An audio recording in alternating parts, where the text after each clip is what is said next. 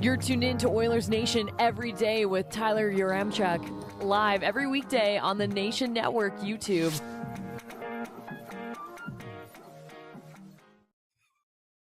At least we got a point against the Flyers, right? That's not that bad. It's not that bad. Point streak's alive.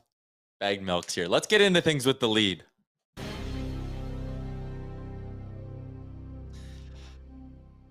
The Oilers drop a 2-1 decision to the Philadelphia Flyers. We'll be breaking it all down today on Oilers Nation every day, coming to you live from the Sports Closet studio.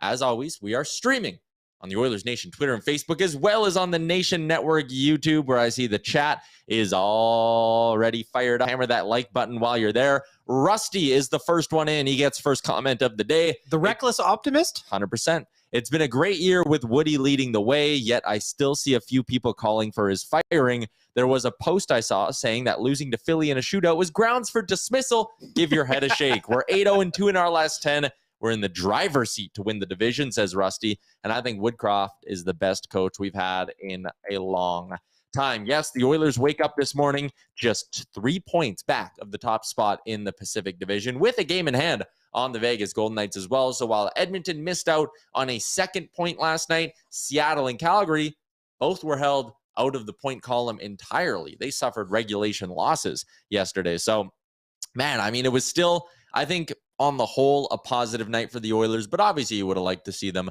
go out and get a win against a team like the Flyers. There are a lot of issues in that game. We're going to break a ton of them down. Also, the title of our show today, Happy Anniversary, Jay Woodcroft. On this day last year, the Edmonton Oilers made their coaching change, a move that turned around their season. They were free-falling, kind of like they were a little bit before this January, February run here, but this coaching change undoubtedly sparked the team. We are now 12 months into the Jay Woodcroft era, and I'd love to know here in the chat, what grade do you give Old Woodcroft for his first calendar year behind the bench? As you can see, it's been 106 games. Liam, does this include the playoffs? Yes. 106 games, including the playoffs, 63, 35, and 8, an appearance in the Western Conference Finals. Man, I mean, also, did you guys accurately put his stats in there? Is he 6'1", 190 pounds, and shoots right? Oh, yeah. That's exactly what Jay Woodcroft is. He's from his hockey TV page. All right. Sure. I'd love to know how accurate some elements of that are. Is Woody maybe a little thicker than his playing weight? I don't know. How dare you? C stands for coach, not center, by the way. Good touch. Great little board there, Liam. But drop your grades for what you think about Woody in his first year. It's water weight also. Parker Wazelenko didn't go with the letter grading system. He said 8.5 out of 10, which I think, according to Smart Cowboy, results in a B+. So he gave him a B+. Flute says A- is fair. He was in with an A as well. Were we having an issue? Was someone not potted up? So these mics have been switched around. Yep. This is usually mic 2. Yeah. And now I'm mic 3. So what do they call that? When you touch, something's there. Muscle memory always puts up 2. So to answer the question, yes, that is Jay Woodcroft's stats. The C stands for coach, not Sediment. All right. So Jay Woodcroft does accurately come in, according to Liam, at 6'1", 190 pounds, and he shoots right from his playing days. I like that. And people were just telling you to speak up as well. Anyways, you're dropping your grades for Jay Woodcroft. Honestly, I think I'm with the people who are in that A range. Like, I mean, as a rookie head coach in the NHL, he brought a team to the Western Conference Finals. That is very impressive. And now he's got them in a spot where they could very realistically win in this season. So I have a hard time saying even A-. I think I'm going to go even A. The only thing that would have made it an A+ is if they would have got to the Stanley Cup Finals last season. Baggedmilk has his hand raised at the back of the room. What's up? You told me not to interrupt. I know. Well, Jason Greger today at Oilersnation.com has a little factoid that you would like about Jay Woodcroft, Tyler. Sure. Woodcroft has had the most successful run of any head coach in Oilers franchise history through their first 90 games. The Oilers are 55, 27, and 8 with Woodcroft. That is the most wins and best points percentage, which is a 6.56 since the Oilers entered the NHL in 1979-1980. It's pretty good. Fun fact for you, Tyler. not bad. I think the other thing with Woody too is just he's likable. He's probably the most likable coach that this team's had in recent memory. Like Todd McClelland, was a little bit prickly. Dave Tippett was a little old school. But Woodcroft's got that fresh kind of new age sort of mentality behind him. And I think I think the players find it refreshing. And I think as a fan base coming out of the Dave Tippett era as well, it was nice to have a coach who, at least publicly, always has his players back, isn't afraid to take a bullet for his players either. It was really, really refreshing. I like it. To me, that was the biggest thing that I could notice going from, McClellan to Hitchcock to what's his name, to Woodcroft. He never, not once, will throw a single player under the bench or under the bus, I should say. Yep. Not once. He will talk about the team. He will praise people publicly, but he will criticize behind closed doors. And I think that is just a massive, massive change for this franchise, especially after who they had leading up to him. Yeah, totally. So Jay Woodcroft, 1 year behind the bench of the Edmonton Oilers. And of course, this is the point where the Oilers just went on that crazy run as well with Woody behind the bench. So keep dropping your grades. Feel Jay Woodcroft's done in his first year. Bashan says A- on the post-Flames stance alone. The Woody stance, waiting for Daryl Sutter after the Oilers swept the Flames. Brody says A+ for Woody, D for the stream at the moment. Yeah, no, that's fair. That's fair. We're gonna keep working on that. It's a Friday. There's an echo now. Apparently, everything's happening. Oh, you probably don't have your mic muted. No, it's muted. I turned my camera off. I am off the screen right now. I am just hands free. We are letting all of the internet focus on just you. We have got nothing going. I'm directly connected to it. Maybe I don't know what to do. Whatever. That's life. That's life. Let's get into our 3 big things brought to you by our friends at Montana's, where we have, Liam, a $50 gift card to give away. Can I win? No, you cannot. The winner's actually already been picked by our marketing team. So I'm going to pull up the email here. Do you want me to do a drum roll on this? Oh, that'd be nice. Okay. There's a rim shot. Sure. Okay, you ready? Yep.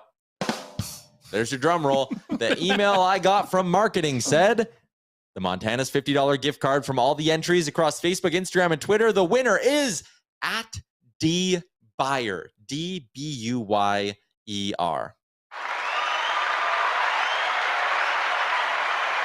I am just looking up the name right now. Donovan Buyer is his full name. Enjoy them ribs. Enjoy that $50 GC just based off your profile. You got a couple of young kids as well, so maybe this is a good chance.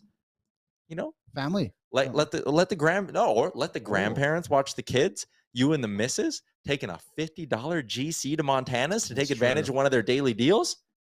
There's so many. Look at this. Half price wings. You could crush a lot of half price wings with a $50 GC. You could get 10 $5 tacos with this gift card. Pretty good plan there. What's the Sunday one there? Oh, 50% online takeout. Hey, take advantage of the online takeout as well. On Sundays? There's a big game coming up on Sunday. Why not use that $50 GC right there? I didn't think Oilers Montreal was that big. Yeah, I mean, it's a big game. It's a big game. When we talk about the other big game on Montana's. Sunday, we should act as though we don't have the rights to say it, like all the commercials do, right? The big game. The big game. Ready for the football game on Sunday, the championship football game? We have super deals all day Sunday. Get them in a bowl. Yeah, why not order a little Montana's? Hey, we also have another giveaway we're doing a little bit later on in the show, a trip for 2 to Toronto. I have all the names in this hat. This is the finalists right here. There were a ton of entries across Facebook, Instagram, and Twitter. We took 3 from each, so a total of 9 finalists are entered for a trip for 2 to Toronto next month. What is going on over there? I didn't move. There is shenanigans going on behind the scenes here, Tyler. This is the official bro down. Yep. It's Friday, and honestly, we have just absolutely mailed it in. Speak for yourself. Yeah, I'm primed. I didn't sign on until like a minute before the show.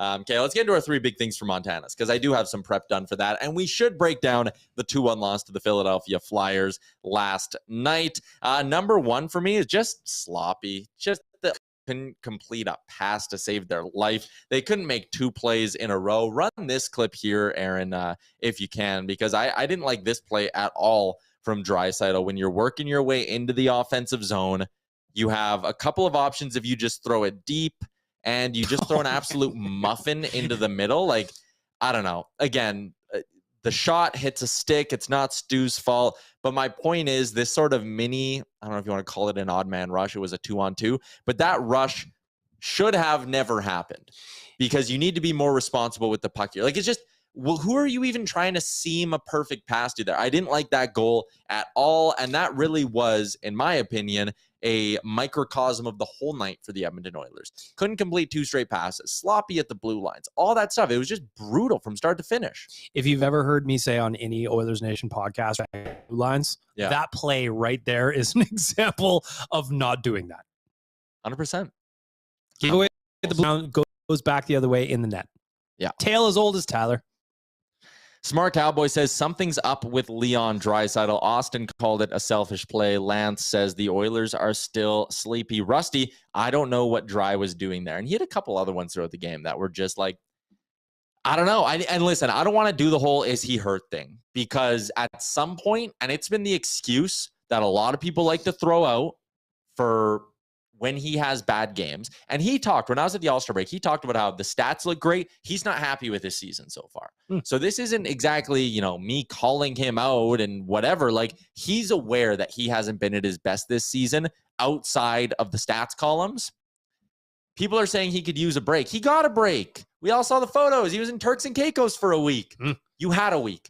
And if you want to sit here and say he's hurt, I'm done letting that be an excuse because play better or sit out. One of the two. You can't just keep being like, we can't keep sitting here as a fan base and as media being like, well, maybe he's hurt and that's why he's playing bad. It just can't keep happening. It's been 3 months of that whenever he has a bad game. And he's been great a lot of the time. But I'm just saying, seems like every time there's a bad game, people just go, he's banged up. And it's like, well, no, he's not banged up. Also, for the record, like saying Draisaitl had a bad game is not saying he's a terrible hockey player last night either. We were doing a B-cast last night, just a real quick one. And I was just saying this was a rough night for Leon. Yep. And the people go, yeah, but he's one of the best players in the league. Of course he is. Nobody's saying he's not. But you can point out when he had a rough night. And that play on that goal that you just showed, that Aaron just showed, is a perfect example of the night he had. It was just rough, sloppy. I think the thing is, too, it's okay to say it because we say it about so many other guys. Why is Draisaitl excused from it? Like, you know, why he's just so many positive things. Maybe that's why he's a bit more excused from it. But the guy's a bad night. He has a bad night. It's not the end of the world. It can happen. 82 games. You're not going to be perfect every single one. I just think sometimes when he has an off night, he's really forcing it. Like there was the one really bad turnover where he came in on like a partial break and just tried to like spin it behind his back blindly. And it's like, dude, I tweeted, I was like, you're not playing 3-on-3 at the All-Star game anymore. Put that puck on net. You have one of the best shots in the NHL. Shoot the damn thing. And you saw the way Evander Kane scored as well. Yeah. Puck on net. Look at how Kevin Hayes scored. Yep. Puck on net. And it's just, I don't know. He was trying to be way too fancy. He almost did make a great assist on a goal that eventually got called back in that hockey game as well. Pradneski says, I love Dry, but I always joke to my dad late in the game where the Oilers need a goal that hopefully he doesn't throw a backhand pass straight to the opponent's tape for the empty netter. And I mean, yeah, he's a high risk, high reward guy sometimes with those backhand passes, and you love it when it works. The other thing is, I feel like when McDavid has an off night, you just don't notice him. Because he still skates fast. He does a couple of things throughout the game where you're like, damn, there's McDavid. But when McDavid's off, it's just maybe he's not as consistently dangerous. Maybe there's a sloppy play in the D zone or something like that. When Draisaitl's off, I just find that you notice it a lot more. And that's the reason why some parts of the fan base really pile on when he struggles. Because again, for the most part, he's great. But there's no denying last night he was a big part of the story. Didn't it look a lot like last night's game was the one you and I went to against Columbus 2-3 weeks ago, whenever it was? Yeah. They were trying to be too cute by half. They weren't getting simple plays on net. They were just shooting themselves in the foot by overcomplicating things. And Leon was right in that mix as well. But you know, the positive thing about this is they were bad in both those games and they got a point out of it. Yep. Still got a point. So that's what good teams do. Good. Or so that's what elite teams do. Yep. And we are elite. And you might be sitting there being like, hey, the Oilers are racking up cheap little overtime losses. That's not as meaningful. They still have 5 less OT losses than the Calgary Flames, who are really only in the playoff picture at all because of their ability to get OT losses. And that OT loss bumped them into what? 3rd place in the Pacific? Tied for 2nd. So rough night. You flush it. You move on. You got to have a better performance on Saturday against Ottawa. But ultimately, it was you can write this game off. Flames lost last night in regulation. Kraken lost last night in regulation. Calgary has just 24 wins on the season. If you just go straight win-loss record, they are 24-28. Straight win-loss record, the Oilers are 29-23 on the year. It is quite the difference between the two provincial rivals, who I think a lot of people just kind of penciled in to spots 1 and 2 in the Pacific Division this year, and it was expected everyone else would be fighting for the scraps, and it hasn't been that case at all. It's also still worth noting the Flames are only 5 points back of the Oilers, so the playoff race is going to be intense, which is why the out-of-town scoreboard is important. I said at the start of the season, 5 teams from the Pacific would make the playoffs. Man, the way Minnesota's rolling, 3 losses in a row, 4-6 in their last 10, a loss to Arizona mixed in there as well. They're at 58 points, tied with the Calgary Flames. They do have a game in hand, which will help them, but Minnesota could very well miss the playoffs. And yesterday, Dean Evison came out and was making some pretty strong comments about what's costing them games. And he said bad, aggressive pinches are costing them hockey games. And it was basically like he just pointed at Matt Dumba and was like, that guy's costing us hockey games right now. So that's interesting. Frank Saravalli had a little bit on that today on the DFO Rundown with Jason Greger. My second big thing last night for our friends at Montana's, how about Stuart Skinner? Amazing. You want to talk about the only reason the Oilers or the biggest reason the Oilers got a point last night? It's because Stuart Skinner had a .972 save percentage. He didn't have a great January by any means. His save percentage was below 900 on the month as a whole, but he started to slowly piece things together. He was good against Columbus. An .889 save percentage doesn't look great on paper, but he made some really big saves in that hockey game. He's now above a .930 in 3 of his last 5, which I don't mind at all. But last night, a .972 save percentage and just some monster saves in that hockey game. Like Carter Hart was great. I think Stuart Skinner was without a doubt the better of the two in that hockey game. And the Oilers aren't sitting here with a point from last night if it's not for Stu. Even like that save at the end of the game, I thought Kulak blocked it, and then they showed the replay, and it was a Stu blocker save. Like, holy smokes. Like, that is just massive. And for the Oilers to have 2 goaltenders right now playing at the top of the level that they're both capable of, there's a reason why they've been on this streak. And I know the offense have been there too, but even against Detroit, that first period, yes, the post helped them a couple of times, but also that's a positioning of the goalie to make it a little bit tighter on them too. So yeah, just the way Stu played was literally the only reason I got a point. The internet has fixed itself, which is great. We're up to triple digits in concurrent viewers on YouTube, so let's keep this bad boy rolling. I like this one from Connor, who I don't think I've ever seen Connor Vandpolder in the chat before. So if it's your first time commenting, welcome in, Connor. He says Skinner always looks so calm and steady, and that's a big reason. Like, if the playoffs started today, Skinner's my guy. I know Campbell's been playing great, but I just have that trust element with Skinner a little bit more, and I'm not worried he's going to let in a softie the way I still just a little bit am with Campbell, and he's been, again, very good. He's turned it on as of late, which is awesome, but I still trust Skinner a little bit more, and last night's a prime example why. I'm not worried about it. In fact, I think this is an amazing problem to have. What would you do on the weekend? You have split them, but what way would you go? Skinner Sunday.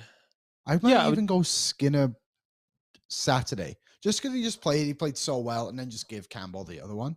Yeah, you could. I think right now at this point. No, I don't think so. Yeah, I think you can go 1-1-1-1 this week just because of how the games play out and be fine with it. And how do we know what they're on next week? I take the Oilers week by week. I have no idea what happens. Kind of like life, onwards. You know? I take that day by day.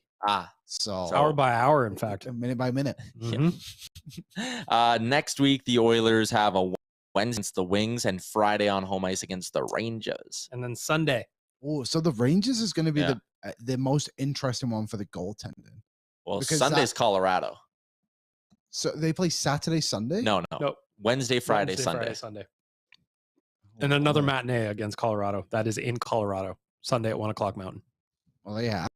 There you have it. I don't pay me to make those decisions, just to comment on them. Mm-hmm. So come back to me on Sunday morning. Yeah, I think you split the games on the weekend and you just go from there. But I really do think we're going to see a hard rotation between the two. I would be very surprised if we get a stretch where a guy gets 4 straight starts like we've seen at different points this season from each of them. I think they're just going to really roll them hard. Do you think 3 is the longest you would play a goalie for this team just because of how well they're both playing? Yeah, I don't think right now they're both playing well. You don't want to go a stretch where a guy has a week off. I think that's a mistake.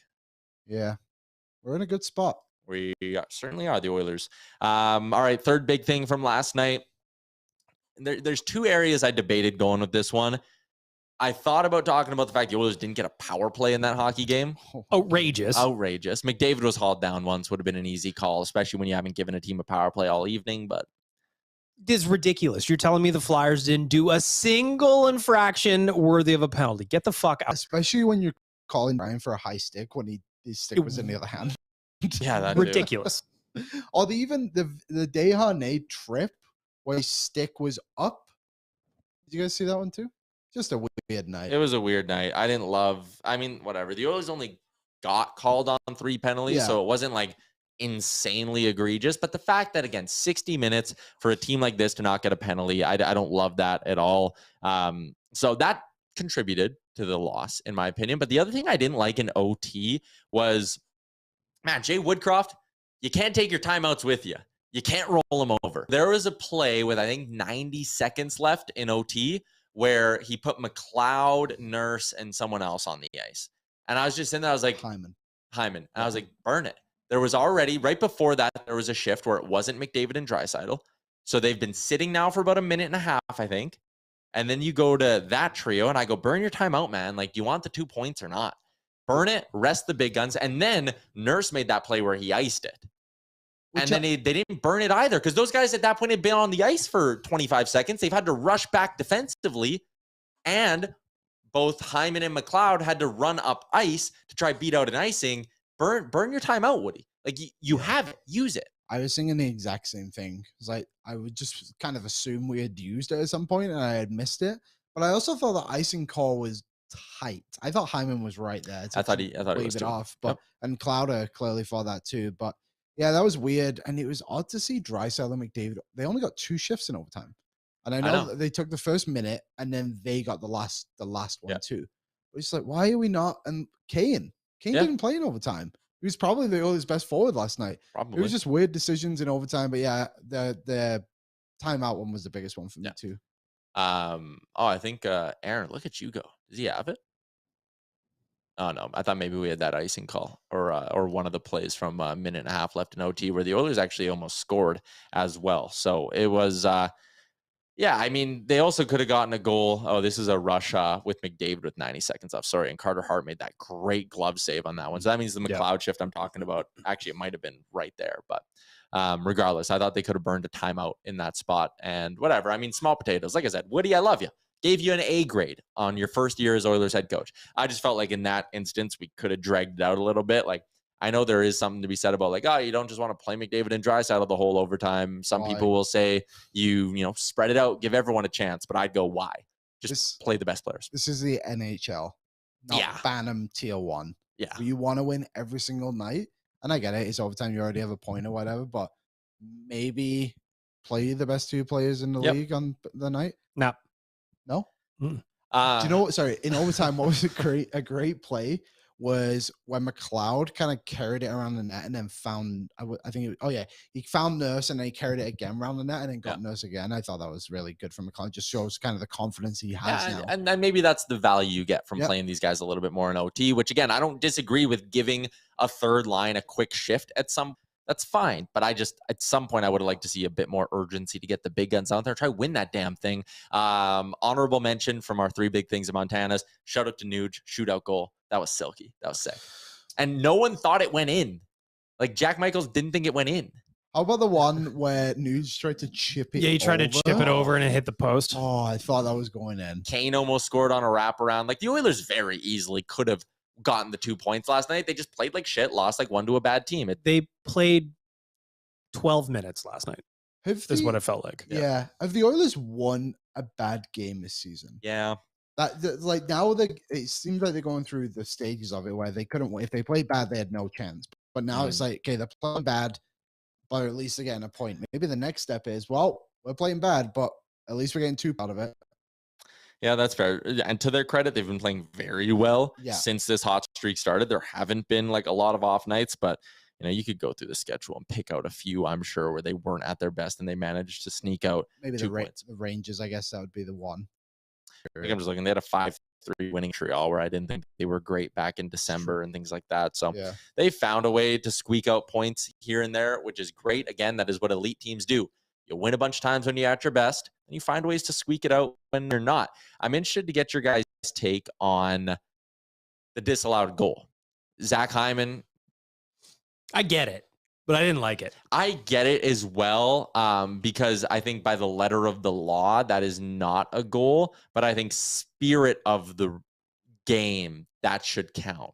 You know, like it's not like Fogle went in, and it's clear, with any sort of intent to knock the goalie out of position. He was angled that way by a defenseman, right? We'll get another look at it here on the replay where he steps in, he goes, and listen, if he doesn't fall down, he doesn't fall down if a stick doesn't whack his feet out. And that play doesn't look nearly as egregious if he doesn't fall down. If that stick wasn't in there, he probably doesn't fall down. It's probably not as big of a quote unquote impact. The thing, again, that frustrates me is with goalie interference is there's no black and white. There's always shades of gray, and you never know. Plus, the fact that Hyman just can't score a goal without having it get challenged is just outrageous. There's a bunch of factors in there that were annoying. The Hyman thing is unbelievable. How many is that? Do you know? People were saying 6. I think it's somewhere between 6 and 8 so far this season, which is remarkable in itself. But as for the goal, I'm trying to pull it up here, but I don't know. Like, it's just like, could you imagine? Like, Zach Hyman could have potentially 32 goals this year if he didn't have them all called back. That's why I tweeted the Rocket Richard Photoshop, man. Like, it's ridiculous. It's very funny. I kind of thought when it started showing the replay and Fogle's foot was inside the pad and he kind of kicked him a little bit, I was like, there's no way this doesn't get called. But also, when you watch the replay from the angle of right in the corner, the ref is looking right at it. And he counts it. And he counts the goals. So that's the thing that kind of bugs me a little bit. Like, I get it if the ref's like not in the play fully, but like he was right there. Like, you can call that no goal on the ice. So did we say 6 or 7 disallowed goals from Hyman? I said 6 to 8. So I'll go with 7. Okay. If he would have 7, he'd be up at 33, and he'd be tied for 6th with Jason Robertson and Bo Horvat on the season. That's insane. The Oilers are paying this guy like $5.5 million to be, I mean, even right now, he's top 20 in the league in goals. It's crazy, man. Both those guys were all-stars too. Yep. 1 goal back of Matthew Tkachuk, same games played. How about Carter Verhaeghe in Florida, though? That's a guy who's just had an unbelievable career arc because he's up there. He's got 28 on the season already. Anyhow. Was there anything else I wanted to get off my chest from that game last night? I got one thing. It's not from the game, though, but it's from yesterday. Okay. People are asking for the Bach. No. People are talking about Darnell Nurse in the chat as well. And, man, what I want, if you're a Darnell Nurse hater, the next game you watch, just have a pad of paper next to you and count, just put a little tick down every time the other team's cycle or the other team's play or rush ends because of Darnell Nurse's stick. I think you would be surprised at how that tally grows throughout the game. I actually thought he played really well last night outside of 10 seconds in overtime where he didn't read the Provorov rush well and he stayed up ice too long, didn't pivot, didn't take away the angle. That could have been a non-scoring chance if Nurse plays that well, then he iced it, which again, we agreed the icing was sketchy at best.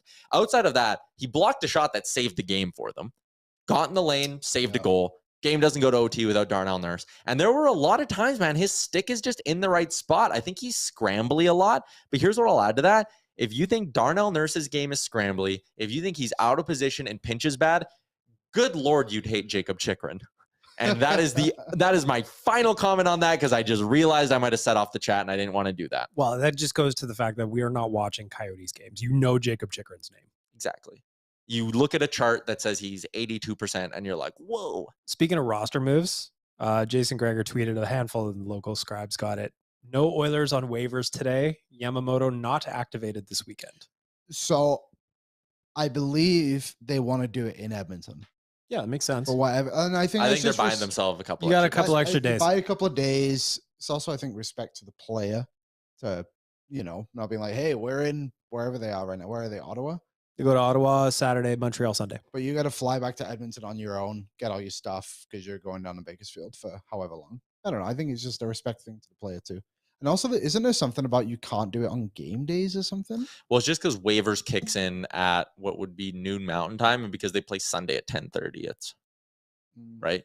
Yeah, But I saw it, so it sounds like Puljujarvi would be the one if someone's going to go on waivers. Seems like right? it, yeah. And people were saying there's more teams would accept more value. You would Chris get more Johnson value. said it. Yeah, because he can now play in the American League. Just to show what the league thinks of Puljujarvi. Yeah, you can argue about it in the chat, but that is how the league views him. So here's going to be a reality check for a lot of people that are just really, really hardcore on the player. And again, I like Puljujarvi. Yeah. The fact that this is where we are really bums me out. But the value's not there. If you can put a player through on waivers and if he clears, people could have had him for free. Yep.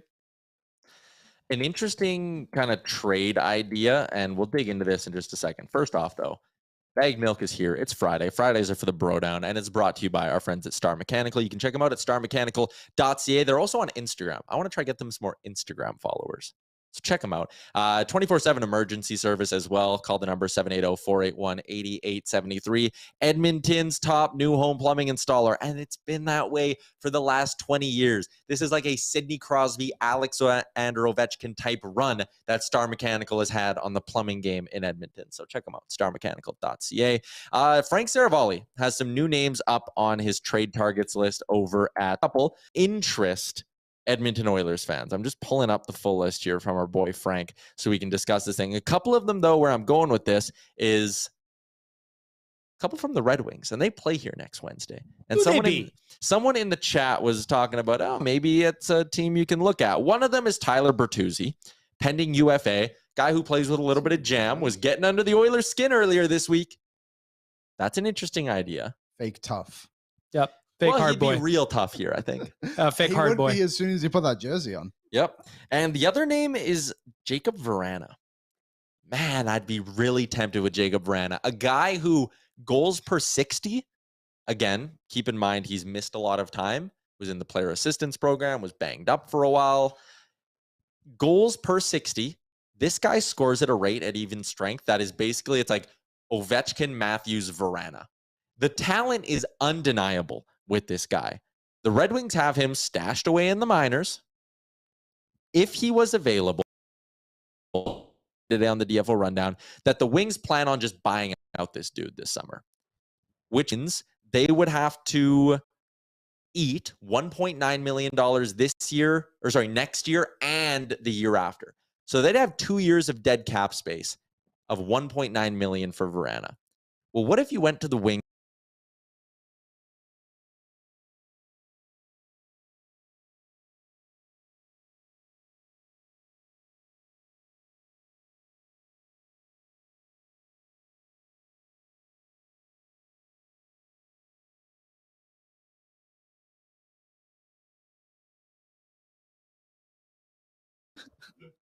Tremendous stuff. Oh, I think we're back.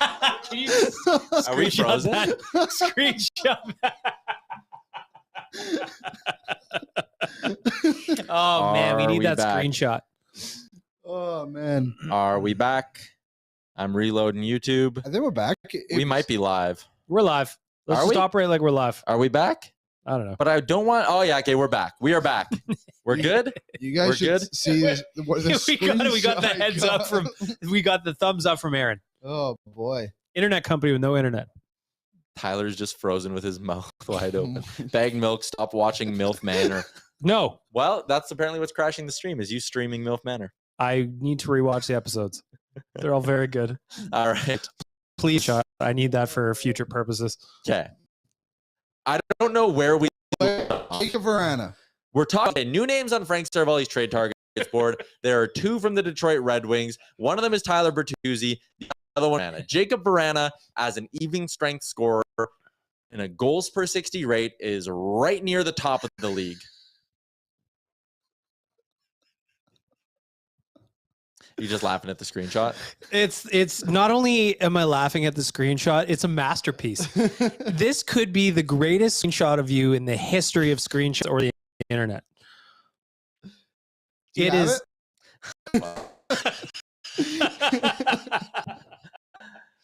You know how much mileage I'm going to get out of that one? An absurd amount. Oh, man. I love it.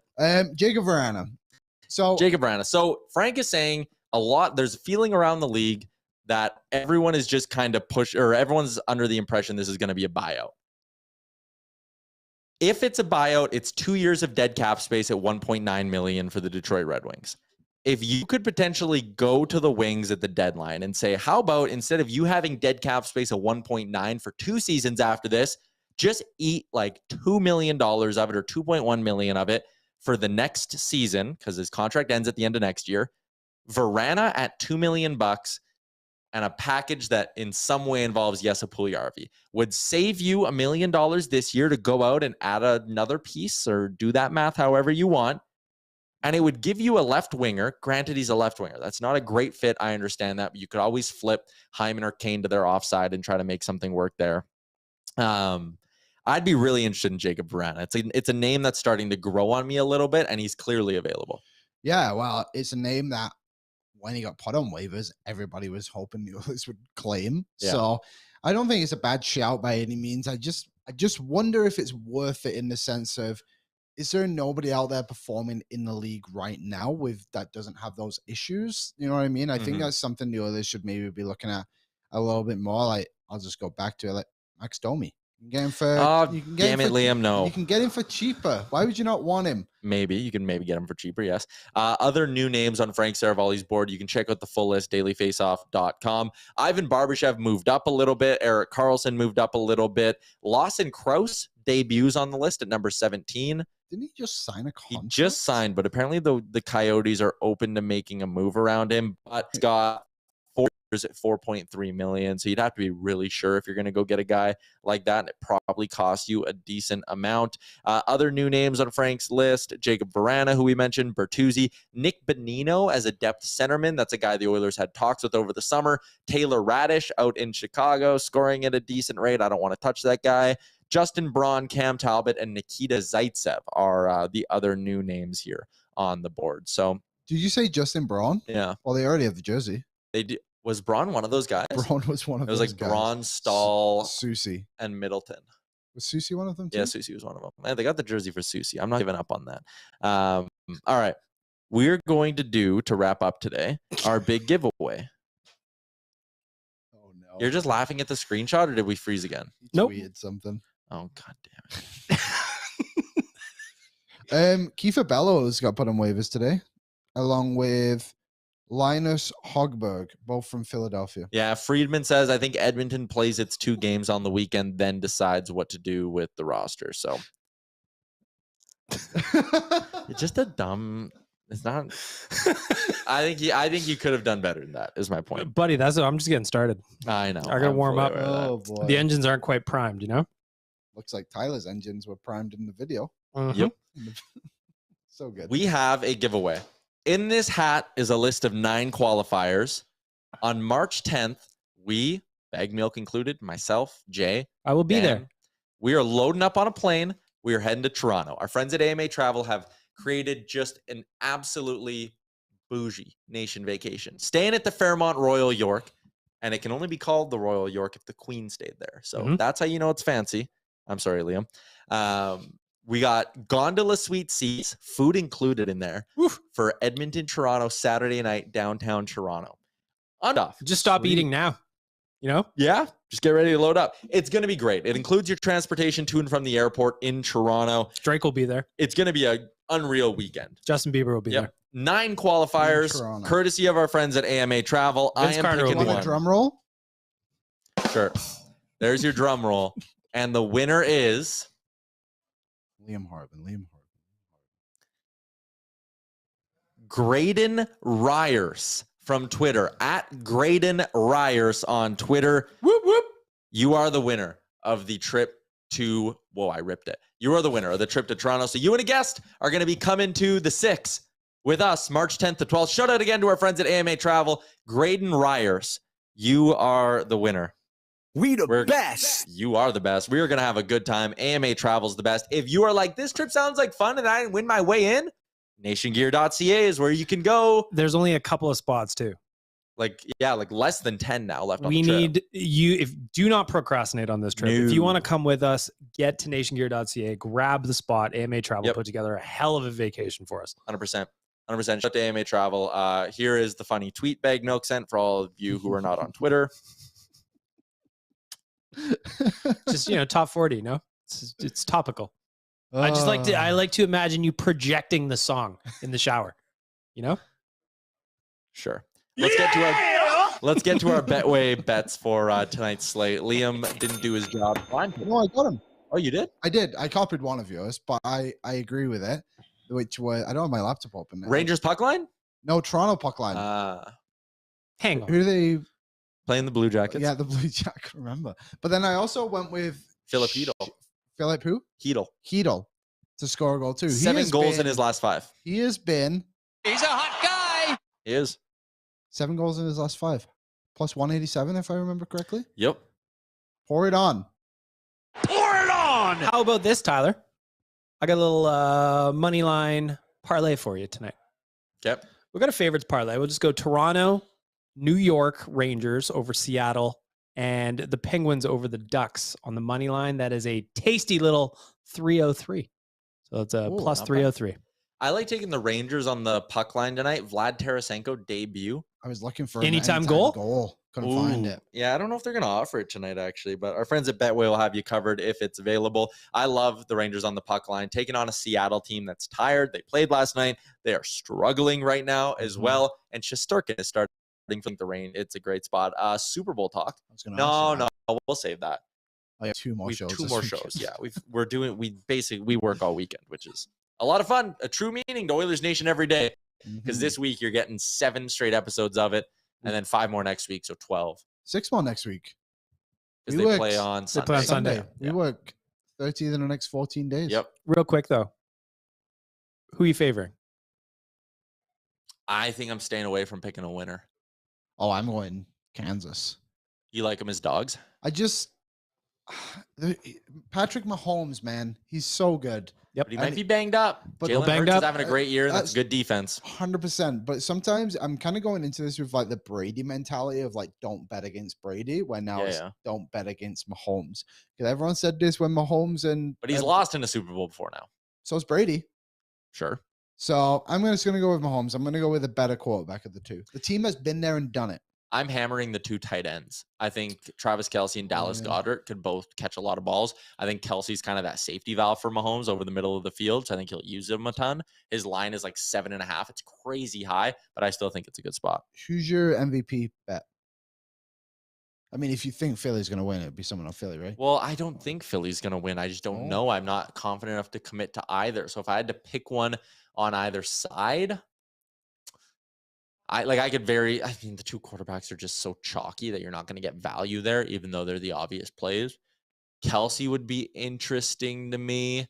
AJ Brown would be interesting to me. Like if AJ Brown goes for 100 yards, catches 2 TDs, like he'd be the MVP, right? I am going to take it in a different direction. I actually think if Kansas win, it'll be Chris Jones. And if Philly win, I think it'll be someone on that line. Chris Jones is a good pick. Because they're going to go at Mahomes so much. So if one guy gets like 3 sacks and maybe a fumble or something, probably going to win it, right? A couple tips or something like that too. Like could very easily be a defensive player that wins it. It is the big game on Sunday. How about this, though? Okay. Gatorade colors. Oh, what do we got? Give me orange this year. What's orange paying? Orange, you got plus 200. I like orange. If you're chasing the juice, you got purple plus 1,000. There's no way it's purple. We are chasing the juice, technically. Blue plus 275, a yellow or a green plus 175. I think it'll be yellow. Just an easy one to drink. See, blue's the elite flavor. I don't know why it's always blue. Red, pink is plus 600. Clear or water is plus 900. See, yeah, I've always wondered that. Clear is just water. Or is clear? Clear. You have that like that berry. The crystal cherry. Thing. Ugh. Yeah, it's not crystal, like the white Gatorade. I don't try those. Why not? It's delicious. I'm just stick with my red. Actually, I think the white one is a Powerade flavor. I don't think it's Even Gatorade. picture it. I drink vitamin waters. When are you going to start pouring them on people? How about total touchdowns, Tyler? Over 5.5. Betway's got you currently at minus 134. Over 4.5 is minus 334, or over 6.5 plus 170. So 5.5 is what again, sorry? Minus 134 for the over. So that's 42 points. So is that a safer way of, because the over is 51. So is it safer to just play over 5.5 TDs? Is it passing touchdowns or just straight touchdowns? Just straight touchdowns. Ooh. That's probably safer than the over then, right? If that's 42, I mean, I highly doubt that they would hit the over off of like 5 field goals in the game, which is if there were to be 5 touchdowns and the over. Yeah, if you like the over, just play the 5.5 touchdowns. Over 3.5 total field goals at plus 120. Under. How many field goals? 3.5. Yeah, see, I think these are touchdown offenses. And that's the thing. At the end of these games, if teams are down, they're just going to go for it. Yeah, they're not they're going not to kick the kicking. field goal. Yeah, I don't know if I love that one, but Is there a correct score bet? I want to bet 37-34. why? Because that was what that tweet was going around. It's like the NFL is scripted. Scripted tweet. They've That's already funny. put out the final score. They have a bunch. 37. No, they don't have 37, Damn it, 34. they're on to us. They have a bunch of just different winning margins. This is an interesting one. Bowling Star. Cherry Glacier is the white Gatorade. All right. So it is a really good flavor. You should try it this weekend, Liam. We'll see. Rusty says blue is the GOAT Gatorade flavor. 100%. Yeah. Oh, hang on. I got some correct scores for you, Lim. Okay. All right. 37-34 for Hoomst. Philly. It was Philly, I think. Yeah. Plus 8,000. That's it? Sold. 80. Yeah, okay. 80 to 1's pretty good. There you go. So plus 8,000 for Liam. Yeah, that's going to be a wrap on today's show because we have a new episode of Oilers Nation Radio that we're going to be recording coming up right away. Myself, Liam, Baggedmilk, Dan, Rick, everyone's going to be piling into the studio to talk some Oilers. So we'll have that, and we'll be live this weekend. Oilers games are at 10:30 Mountain. We are going live at 10 a.m. Mountain, a 30-minute pregame show, bring you right into puck drop. Sounds like a good plan. Yep. Baggedmilk, thank you.